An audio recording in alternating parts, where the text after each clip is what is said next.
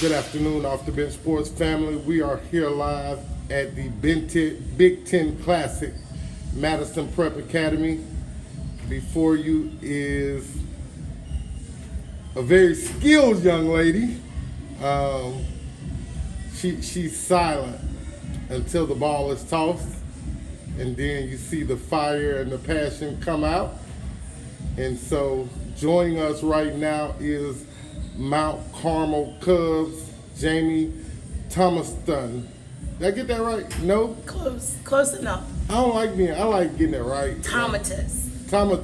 Yes. Hi, Coach Thomatis. Hi. How are you? I'm well, thanks. I am excited. I got to see you a couple of years ago in the playoffs. Okay. And, sometimes being one person, sometimes I don't get to go everywhere I want to go. And so I kind of made it a point to be here today to see some girls' teams that I don't normally get to see.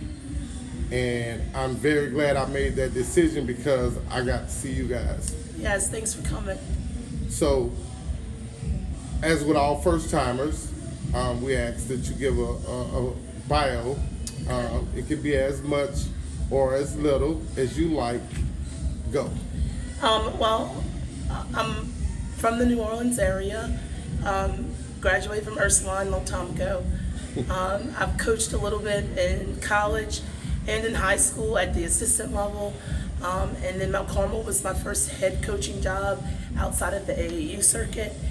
So this is my 5th year at Mount Carmel. 5th year? 5th year. Having fun? Tons of fun. It's a great place. The Mount Carmel community is, I would say I'm biased, but it's second to none. So I'm having a good time with my kids, my families, my administration, just the student body, the whole Mount Carmel community. I want to ask you this first and start off in this direction because you see very few coaches that have a child that plays for them, and guy that I really respect and like as a head coach, Jehovah Jireh, Coach Dirk Ricks. Okay. He coaches his son, who is a really good kid, really good basketball player. You have a daughter that plays for you. She's really solid skill set wise. She has double moves, triple moves. Like, she does a lot. How is it coaching your daughter?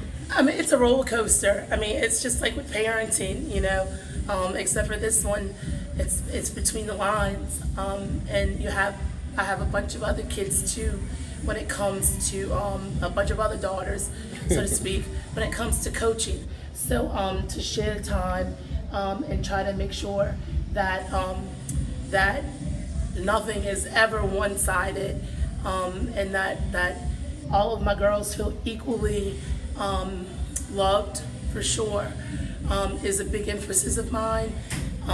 As far as my daughter's growth, I put it in the same boat as all of those other girls.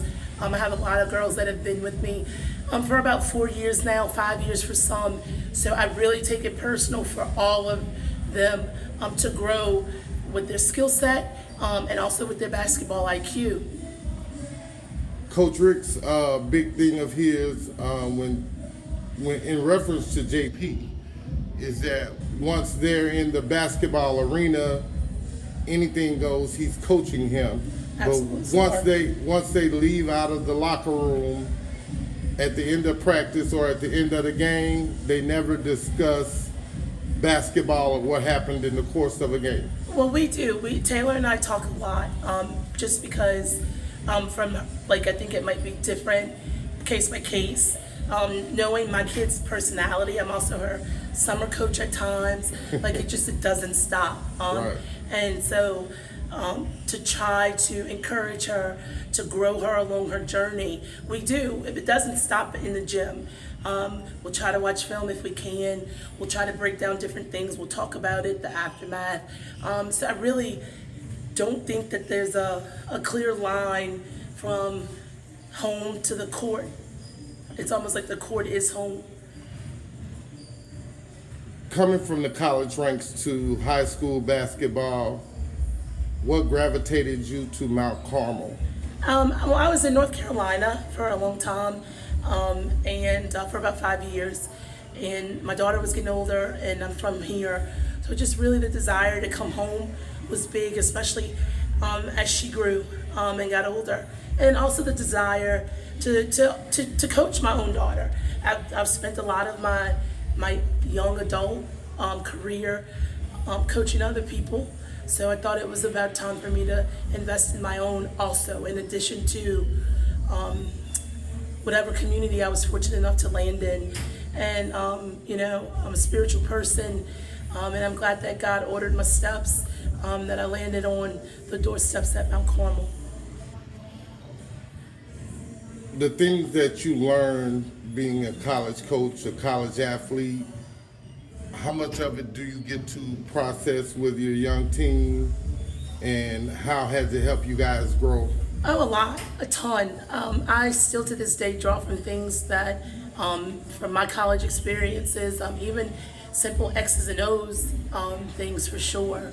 I draw back to my AAU playing days, to my high school playing days. Like, it's just, I've always been one that was a little more cerebral, even as a player, because I wasn't the best athlete. So it kind of like transitioned into being like a coach perfectly and seamlessly for me. What have you learned most from your teams that you've coached here at Mount Carmel, and how does it make you a better coach? I think the biggest thing I've learned is pace. That you can't just go. That I guess, let me go back. The biggest thing I've learned is that it's not a one fits all type solution for any team.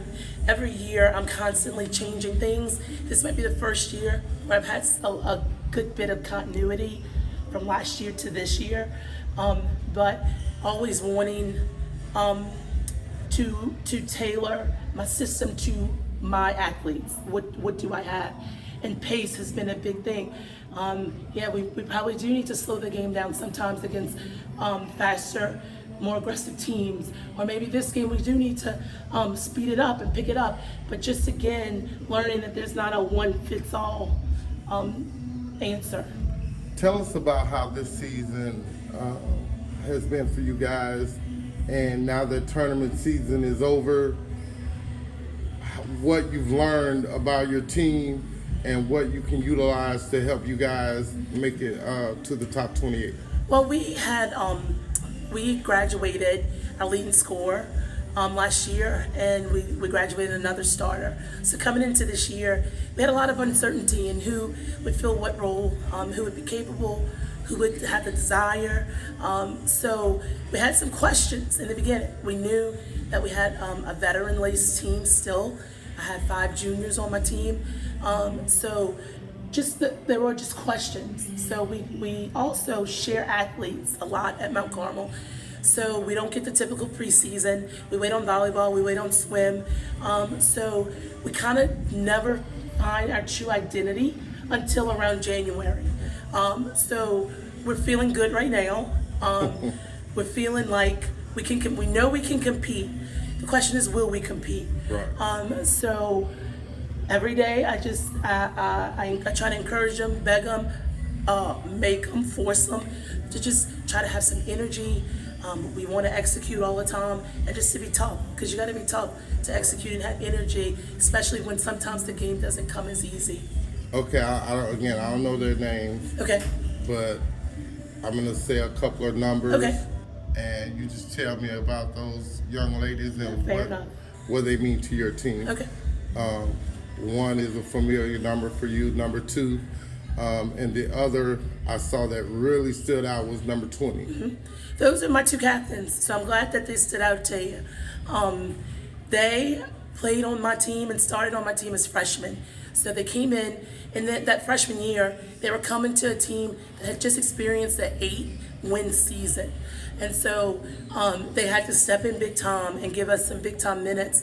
So for you to acknowledge them and to see them now, it means a lot to me, because it means that whole maturation process is kind of culminating now for those girls because they've spent the past couple of years, while they were big pieces to us, they still went back down and fall into the shadows. But we need them, and we need them both to be on at the same time, which they, excuse me, which they both did have pretty productive games today. And I think this is probably one of the first times I've had them both on the same page.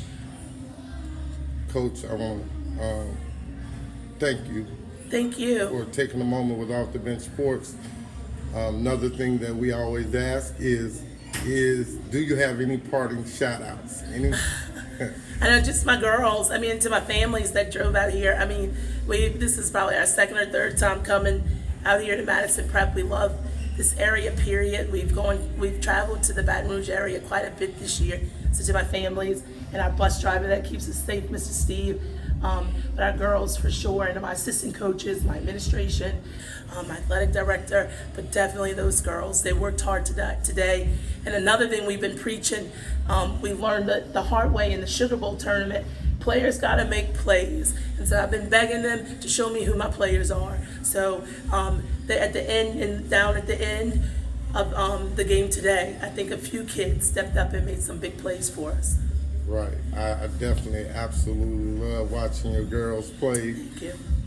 They are very skilled, very determined, and they all played their roles to the T. Thank you. Thank you. So thank you again for taking a moment with Off the Bench Sports. Remember, get off the bench, get into the game. Thank you.